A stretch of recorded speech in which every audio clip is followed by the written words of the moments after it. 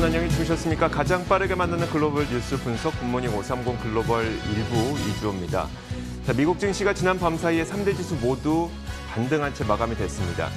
일단 시장의 투자자들의 매수 심리를 자극시켰던 몇 가지 요소들이 있었는데요. 첫 번째가 바로 낸시 펠로시 하원 의장이 이 백악관과의 부양책 협상이 진전이 있다고 밝힌 점이 가장 큰 긍정 요인이었습니다. 여기에다 모더나를 비롯한 몇몇 글로벌 주요 제약사들이 백신과 관련돼서 열심히 일을 하고 있다는 소식도 역시 시장에는 긍정적으로 작용을 했고요. 다만 그럼에도 불구하고 상단이 제한됐던 이유는 코로나19 확진자 수가 늘어나는 것이 정점을 찍고 줄어들고 있는 것도 아니고 부양책 합의회와 관련된 구체적인 내용이 나온 것도 아니었기 때문이었습니다. 자, 이런 가운데 시장이 마감한 직후에 넷플릭스가 조금 전 실적을 발표했는데요. 주당 순이익과 글로벌 가입자 증가수가 사실 시장의 기대치에 못 미쳤습니다. 지금 화면에 나오고 있는 것처럼 주당 순이익이 예상치를 훨씬 하회하는 그런 모습이 나타나기도 했고요. 글로벌 가입자 수 증가치는 220만 명이 증가했다고 합니다. 시장 예상치가 357만 명이었었기 때문에 이 글로벌 가입자 수 증가폭도 시장의 예상치에 미치지 못했습니다. 그러다 보니까 시간의 거래에서 약 5% 넘게 하락하고 있습니다. 자, 지난밤 사이에 어떤 일들이 있었는지 지금부터 하나씩 정리해드리도록 하겠습니다. 굿모닝 530 글로벌 1부 바로 출발하겠습니다.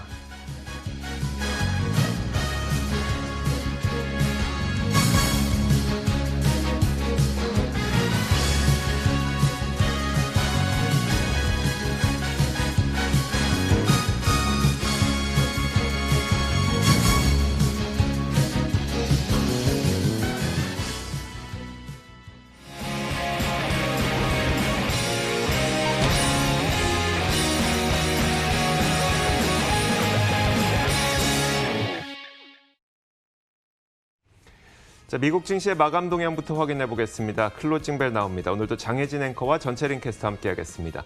자, 먼저 전채린 캐스터 미국 증시가 어떻게 마감됐는지부터 정리해 볼까요? 지난밤 뉴욕 증시 마감 상황을 곧바로 전해드립니다. LS 클로징 벨 나옵니다.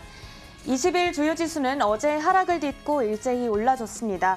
어제 펠로시 하원 의장이 부양책 마감 시한을 오늘로 제시한 데 이어 오후에는 문우신 재무장관과 통화를 한 후 둘 간의 정책 이견이 좁혀지고 있다고 말했는데요.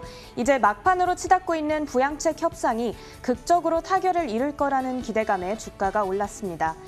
펠로시 의장은 어제 문우시 장관과 1시간 가까이 통화를 하면서 오늘도 대화를 이어가고 있는데요.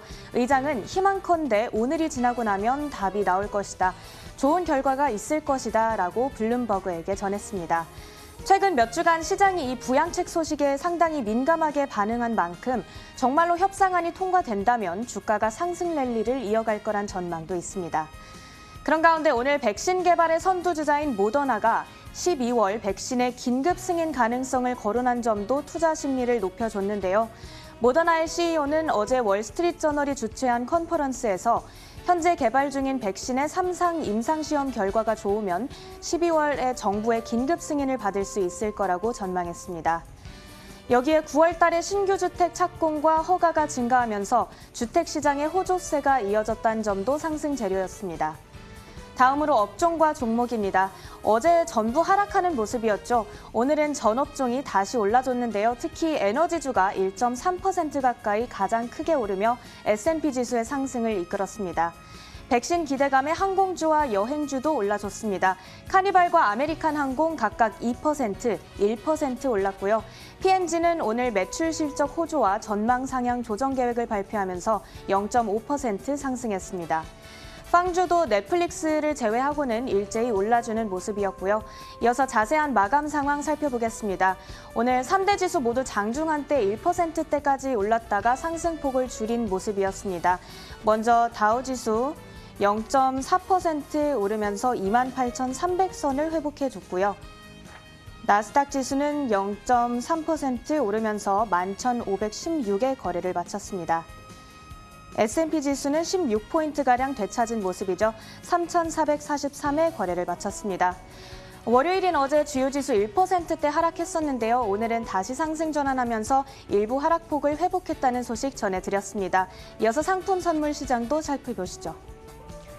자, 상품 선물 시장입니다. 이날 상품 선물 시장도 대부분 부양책에 대한 기대감이 작용을 했습니다. 먼저 국제 유가부터 보도록 하겠습니다. WTI 가격이 지난 밤 사이에 약 1.6% 정도 올랐는데요. 부양책 합의에 대한 기대감으로 인해서 올랐다는 평가가 나오고 있습니다. 지난 밤 사이에 1.67% 올라서 현재 선물 시장에서 41.51달러에 거래가 되고 있는데 유가도 마찬가지로 증시와 비슷하게 이 부양책에 대한 어떤 구체적인 내용은 아직 나온 것은 아니고 또 코로나19 확진자 수도 계속 늘어나고 있기 때문에 상단은 약간 제한되어 있다는 분석이 나오고 있습니다. 자, 이어서 국제 금값을 살펴보면요. 달러 약세와 그리고 부양책이 결국은 합의될 것이라는 베팅이 들어오면서 좀 강한 모습이 나타났습니다. 강하게 이제 견조한 모습이 나타났습니다. 크게 오르진 않았지만 하락하지 않는 모습이었었는데 0.08% 강보합권에서 거래가 되면서 1913.3달러에 마감 현재 선물시장에서 움직이고 있습니다. 자, 이어서 10년물 국채금리도 한번 살펴보도록 하겠습니다. 부양책 합의의 마감 시한을 앞두고 기대감이 조금 더 큰 것으로 보입니다. 10년물 국채금리는 오히려 상승하는 모습이었었는데요. 현재 0.789%를 기록하고 있습니다. 자, 마지막으로 달러 인덱스도 한번 살펴보도록 하겠습니다. 달러는 다시 한번 약세 기조로 향하고 있는 것으로 보입니다. 달러가 다시 하락하고 있는데요. 0.37% 내리면서 93.08을 기록하고 있습니다. 자, 이렇게 상품 선물 시장 살펴봤습니다. 글로벌 외신 확인하겠습니다. 자, 첫 번째 외신부터 살펴보도록 할 텐데요. 장혜진 앵커. 네, 전 세계 제약사들이 코로나19 백신 개발에 사운을 걸고 총력을 다하고 있습니다. 이 모더나를 비롯해서 아스트라제네카와 화이자 등 총성 없는 전쟁으로 이 백신 개발에 박차를 가하고 있는데요. 국내에서도 이에 따라서 백신 관련주들의 관심이 뜨거웠었는데 간밤에 여러 소식들이 전해졌습니다. 먼저 모더나의 소식부터 함께 체크해 보시죠. 모더나가 이 당사에서 개발 중인 코로나19 백신 임상 3상 중간 결과를 다음 달에 발표할 예정이라고 전했습니다. 그런데 이 결과가 긍정적이라면 미국 정부가 오는 12월 긴급 승인을 할 수도 있다라고 밝혔는데요. 정부의 긴급 승인을 받으려면 임상 3상 참여자 중 적어도 절반 이상이 이 백신을 투여받고 안전에 이상이 없는지를 확인을 받아야 합니다. 아마도 이 기준을 충족시킬 것으로 예상을 하고 있는 것으로 보이고요. 만일 충분한 이 충족 결과를 다음 달에 얻지 못한다면 이 긴급 승인은 내년 초로 미뤄질 가능성도 여전히 남아있는 상황입니다. 모더나는 지난 7월에 임상 3상에 돌입을 했고 올해 연말까지는 이 2천만 회분을, 내년에는 적어도 5억 회 분량을 생산할 계획이라고 밝힌 바 있습니다. 이어서 아스트라제네카에서도 연이어 긍정적인 소식을 들려줬는데요. 스웨덴의 아스트라제네카와 영국의 옥스퍼드 대학이 공동 개발 중인 그들의 코로나19 백신에 대한 최종 임상 시험이 미국에서도 조만간 재개될 것으로 보입니다. 미국의 FDA는 아스트라제네카 임상에서 나온 감각 변화나 사지 약화 등 같은 신경학적 이상 증상 사례에 대한 검토를 마치고 이르면 이번 주 후반부터 임상시험 재개에 나설 수 있다라고 전했는데요. 이미 영국과 브라질, 인도 등 다른 나라에서는 이 환자들의 사례를 모두 검토하고 백신 관련해서 여러 가지 말할 증거가 불충분하다면서 최종 임상시험을 모두 재개시킨 바 있습니다. 자, 낸시 펠로시 민주당 하원 의장이 백악관과의 부양책 합의에 진전이 있다고 밝혔습니다. 더불어서 최후 통첩처럼 마치 여겨졌었던 그 48시간에 대해서도 마감 시한에 대해서도 그런 건 아니다라고 밝히면서 덕분에 장중에 미국의 시장 분위기는 장중 한때 굉장히 강한 반등을 보이기도 했습니다. 자, 이날 낸시 펠로시 하원 의장은 스티븐 무누신 재무장관과 협상을 위해 만나러 가는 자리에서 백악관과의 합의에 긍정적인 입장을 표현했었는데요. 시장에서 가장 부담스러워했던 것이 바로 지난 주말 사이에 펠로시 의장이 48시간 안에 그 합의가 이루어지지 않는다면 대선 전에 부양책은 없을 것이라고 했던 발언이었습니다. 하지만 이날은 마감 시한을 만약에 지키지 못한다고 하더라도 계속 대화는 이어나갈 것이라고 밝혔는데요. 전날까지만 하더라도 이제 마감 시한을 못 지키게 되면 거의 대선 전 부양책은 물 건너가는 것으로 인식이 됐었는데 하지만 그런 건 아닌 걸로 확인이 되면서 시장에는 안도감을 줬습니다. 이런 가운데 트럼프 대통령도 공화당 상원의 반대에도 불구하고 포괄적인 부양책을 촉구했습니다. 심지어 민주당이 제시했던 것보다 더 큰 규모의 부양책을 원한다고 밝혔는데 그는 폭스뉴스와의 인터뷰에서 민주당보다 더 큰 것을 원한다고 밝혔습니다. 이렇게 하면서 부양책에 대한 합의의 기대감이 더욱더 커지고 있습니다. 네, 다음으로 종목 소식 이어갑니다. 미국 법무부가 구글을 상대로 반독점법 위반 혐의로 소송을 제기했습니다. 이 구글이 검색 엔진 시장과 검색 광고 시장에서 경쟁 기업을 차단하는 이 불법적인 배제 행위와 사업 계약 등으로 독점적인 지위를 차지하고 반경쟁적 행위를 벌여왔다는 것인데요.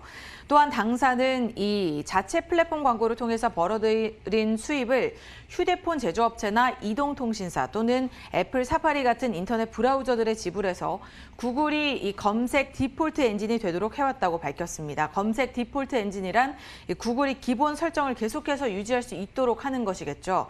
구글은 현재 반독점 혐의를 부인하고 있는 상황인데요. 과연 어떤 결과가 나올지 또 시장에서 관심이 쏠리고 있는 가운데 CNBC의 짐 크래머는 이번 구글의 반독점 소송의 영향으로 구글이 알파벳에서 이 사업을 분할해서 나뉘게 된다면 이는 구글과 모 회사의 입장에서 모두 긍정적이라면서 알파벳의 투자 의견을 매수해서 강력 매수로 상향 조정했습니다.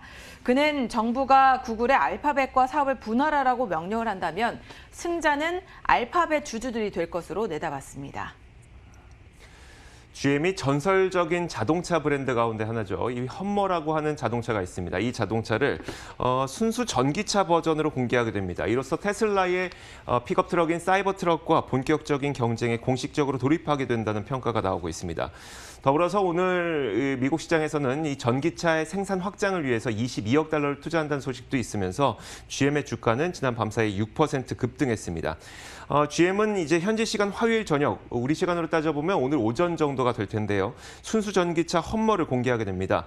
험머는 기존에도 이제 군용 차량으로 사용할 정도로 아주 튼튼하고 강력한 차량이었었는데 한동안 생산은 거의 되지 않았습니다. GM에 따르면 이 순수 전기차로 이 험머를 공개하긴 하지만 아직까지 이 험머에 대해서 특별히 공개된 사실은 어느 것도 없고요. 지금 화면에서 보시는 것처럼 이 대략적인 실루엣 정도만 공개가 되고 있습니다. 다만 GM에 따르면 이 테슬라의 사이버 트럭의 성능을 뛰어넘을 것이라고 하는데 파워는 1000마력 그리고 제로백이 거의 3초 이내가 될 것이라고 합니다. 또 GM은 이날 그 전기차의 생산 확장을 위해서 미국 공장에 22억 달러를 투자할 것이라고 밝혔는데요. 이건 사실 새로운 소식은 아니고요. GM은 원래 2025년까지 자율주행과 전기차에 200억 달러 정도를 투자하기로 했습니다. 그리고 2023년까지는 약 20종 정도의 이 전기차, 순수 전기차를 출시할 계획이라고 밝혔고요. 그러니까 기존 계획에 따라서 순차적인 단계를 밟아가고 있는 것인데 이런 소식들이 본격적으로 GM이 전기차 시장에 뛰어들어서 어떤 성과를 낼 수 있을 것이라는 기대감을 만들면서 주가는 6% 정도 상승으로 반응했습니다. 자, 이렇게 글로벌 뉴스 살펴봤고요. 이어서 맨해튼 나우 이어가도록 하겠습니다.